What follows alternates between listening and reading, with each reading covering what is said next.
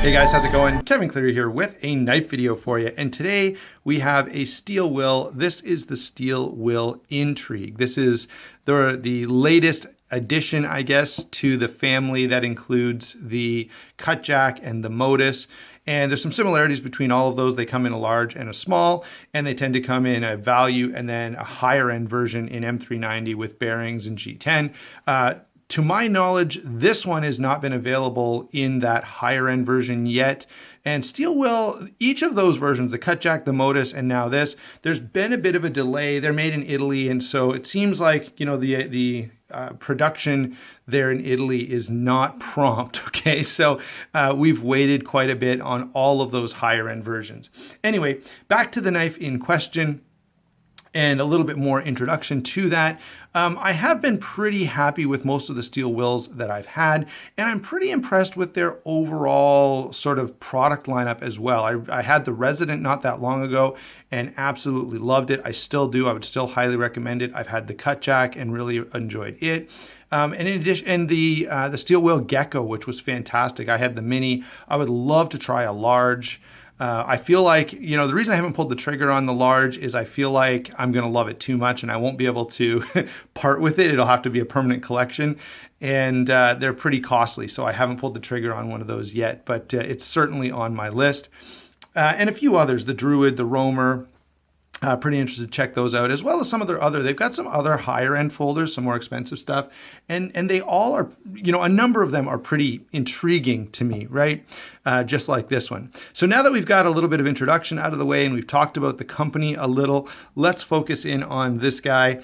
This is a welcome addition, I think, to the sort of the genre or to the collection that it fits into, because the Modus and the Cutjack are sort of short, squat knives. This is very long and slim and lean. It's fairly lightweight. And so if you're one of those people who likes a longer blade, or if you need a longer blade, but you don't want to carry a lot of weight, this is a great option. You know, it kind of reminds me of the Spyderco Endura in that way, where it's a long, slim knife that gives you an awful lot of blade length for a very minimalist sort of profile, both in your pocket and in terms of the weight that you're asked to carry as well. So this guy is 8 9/16 overall, so a little over 8.5 inches. You're going to get a lot of 16ths here. I'm not sure why.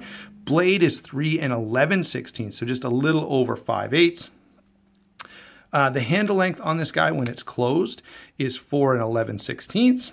And finally, the weight on this is a very impressive, very comfortable 2.9 ounces. So 2.9 ounces, like, you don't hardly even know that you've got this in your pocket. And so it's a great option for, you know, I'll carry it if I'm wearing track pants around the house, or, you know, if I want to go for a run, or you know, when I'm hiking, I always carry a little bit more. Usually I want to do some testing when I'm out there anyway. But if you're one of those ultra lightweight hikers, this might be a good option for you, except for the D2 steel could cause some issues. But really light, really slim, very, very easy on the pocket in terms of how much you feel that you're carrying something. So that aspect in terms of what you have to carry in terms of the utility that you're getting is very, very good. And I have to give full marks for ease of carry and comfort in the pocket. Now, let's go ahead and talk a little bit about this blade. I've cleaned it up a little, but if you look closely, you can see a little bit of spotting there. I told this story in my introduction video as well. Like, the day I got this, I put it in my pocket. I was riding my bike, and so that's bad enough.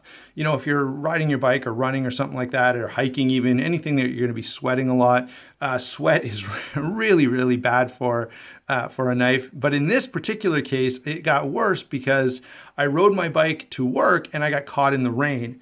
And so it rained, I went to work, I couldn't leave right away. You know, I didn't have the option to just turn around and go back home. I needed to get some things done. So I ended up having this knife in sort of a damp pocket for about 2-3 hours, and it did develop some spotting. Now, I've cleaned it up a little bit, but not very much. And so I do want to give a little bit of credit here. So this D2 steel, you know, in that situation, you know, a knife that was prone to rust would be just really, really bad. So this has actually held up really well. And I will, after this review is done, I purposely left it on so I could share that with you. But after this review, I'll take a little bit of steel wool or Scotch-Brite cloth and clean that up, and it'll come right up, and there won't be an issue at all. So I just wanted to share that with you. It is D2 steel. In terms of blade stock thickness, it's 126 thousandths full width. And behind the edge, it's a very slicey 17 thousandths, which is really, really nice. So you've got this long, thin blade. It actually slices very, very well.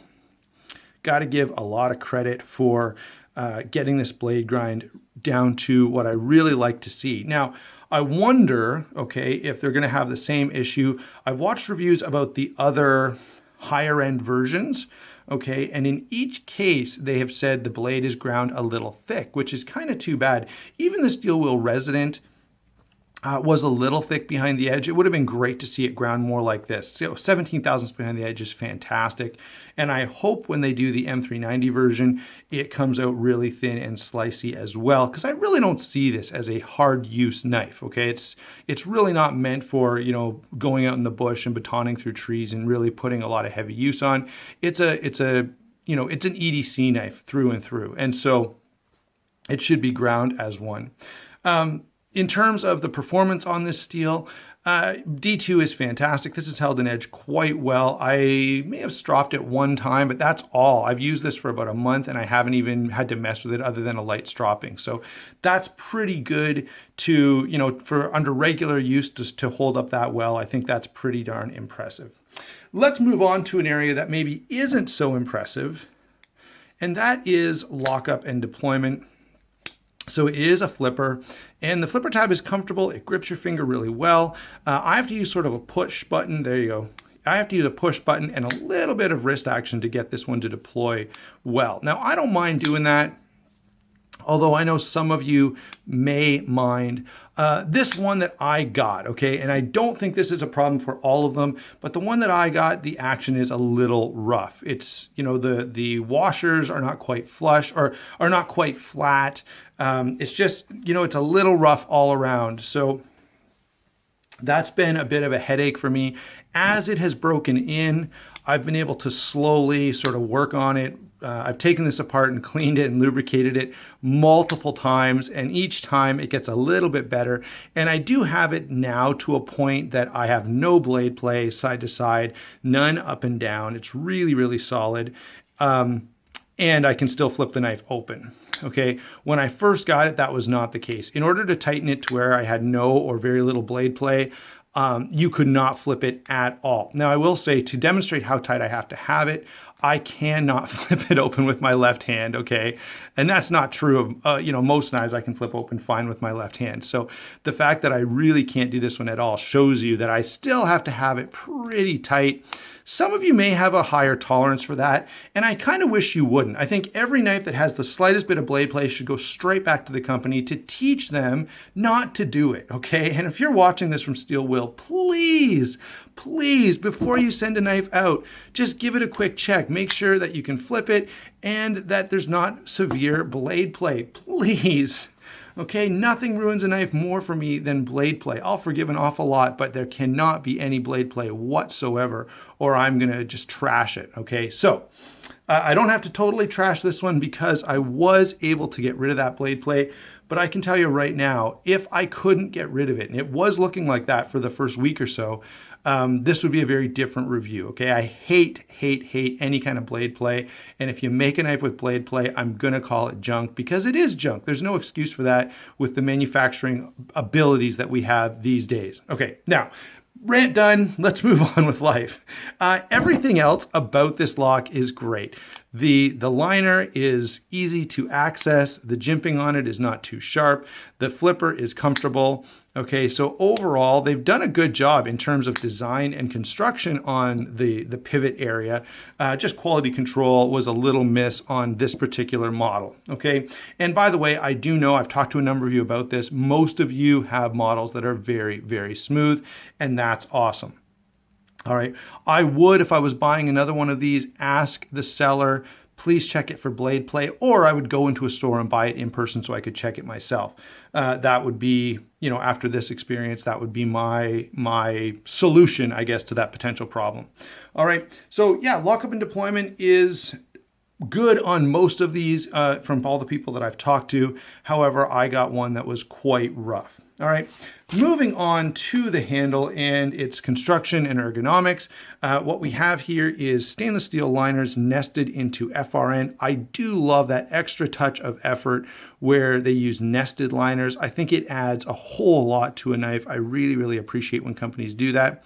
These bright red standoffs here in the black handle. Now, if you get the gray handled version, you'll find bright blue standoffs in there.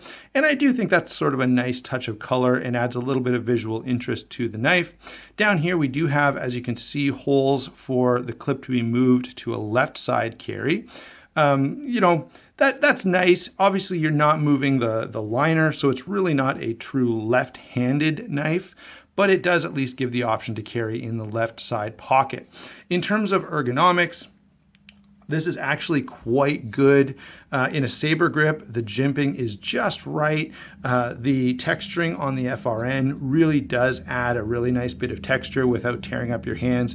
So I've got to give quite a bit of credit to this knife for being comfortable and grippy, and in that sense, inspiring quite a bit of confidence for use. There was never a time where I felt uncomfortable in any way, either a hot spot or the knife getting slippery or anything like that. This is just, it is pretty well done in that regard, whether you're using a hammer grip or a saber grip. And I like the fact that you've got a flat spine. So if you really want to do some detailed work, you can get your thumb up here and get that little bit of extra control. So yeah, in terms of construction, in terms of ergonomics, I'm pretty happy with this handle. Obviously, like any knife, it would be nice to see it in G10, but they're reserving that for the more expensive version. And honestly, at the price point, I think these go for around $35. I'm not going to complain one bit about FRN. If it was $100, yeah, that would be a way different story. A bench-made Griptilian coming in plastic, that bothers me. This knife coming in plastic, FRN, I know, fiber reinforced nylon, but it feels like plastic, okay, guys? So anyway, I don't really have a complaint about using that material. I know that they're putting out the higher end version. Now, I do have a serious question whether or not I would buy that. I'd love to hear from you guys down below. Do you feel like this is enough to satisfy what you want, or are you looking to upgrade to the M390 and G10 version that I'm pretty sure is forthcoming? All right, let's get it to some comparisons. And I have to say this about this knife, guys, it really falls into a difficult spot because, like I've said over and over again, the budget knife world is generous. Okay, if you're into budget knives, and I've got to ask, do some of you guys have like a budget knife collection? If you've watched Nut and Fancy videos, he always says, you should have a high value knife collection. And it's so easy to do, and there are so many really, really well done knives at a really reasonable price point. So let's just take a look at a few of them, but we could literally go on and on with this, right? Like we could look at Kaiser Tangrams, we could look at the new Civivi stuff from We Knives, we could look at Spyderco's Bird lineup, of course, the Rat Model 1, their budget Kaisers, the Vanguard series Kaisers, even some of them are around $50. So I'm going to give you a few examples of knives, and just know that there are tons and tons of other good options out there. It's sort of a smorgasbord for knife lovers these days. Of course, this is one you're probably familiar with. This is a Rat Model 1, and you can see that the Cutjack is a little bit smaller overall, but it does really do well in the cutting edge department. So blade to handle ratio and certainly blade to weight ratio is a real win on the Cutjack. This next knife, Bird Raven 2, fantastic knife, outstanding ergonomics, and this one is really weak in that blade to handle ratio department, but the ergonomics on this are fantastic, and the steel is an upgrade. Well, I guess it's a little more stainless. I think performance-wise, they're going to be fairly similar, other than the BD1 is going to be a little more stainless. But the elephant in the room is that this knife is going to be cheaper. I think these go for around 30 bucks and these for around 35. So you're getting an awful lot of knife for your money with the Raven. I do know I should bring in a pair too, just because it's sort of one of those standard comparison knives. Everyone is familiar with it. You guys are all you all know what to expect with this. So it's worthwhile bringing it in just to give you that sense, just to give you that idea of this is how the knife stacks up in terms of size.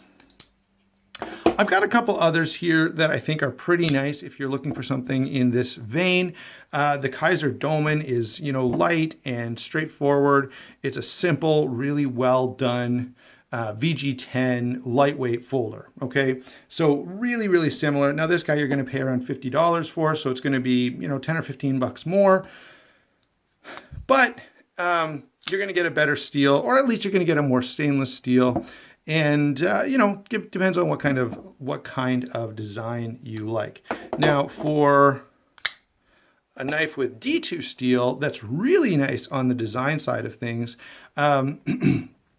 where the action is fantastic. Okay, really, really, essentially with the Bestech palette in here, you're getting, action from a $200 knife on a $50 knife, which I've got to say is really, really nice. For those of you who want to experience something fantastic, the action on at least this Bestech, and to my knowledge, the others as well in that $50, sort of the G10 D2 lineup from Bestech is really, really good.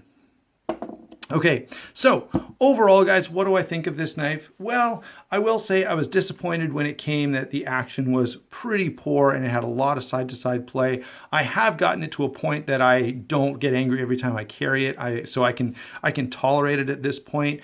I still don't love it. I mean, there's a lot to like here. I love that it's super lightweight. I love that you're getting a lot of blade length for a fairly small package. I love that it's fairly value friendly.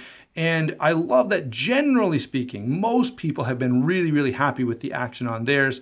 It was just disappointing for me. All right, so do I recommend this knife? I would say if you like the design and you like the size and weight, which I think is a total win, then yeah, you should pick this knife up. You will probably get a lot of enjoyment out of it. If you're looking for a utility cutting tool at a good price, then yeah, I think this is a great option. But that's where it struggles a little bit, because if you say, Kevin, I want a great knife for $35 to $45, my goodness, the list is so long that it's really hard to stand out. And the steel will, well, it certainly belongs in that, hey, you're getting a good knife for a good price. There are so many knives that bear that name now that it's really hard to say which one just blows all the others out of the water. All right, so thanks a lot for watching. Don't forget to like and subscribe. I'd love to hear your comments down below about what knives you guys really appreciate in this price point. We'll talk to you soon.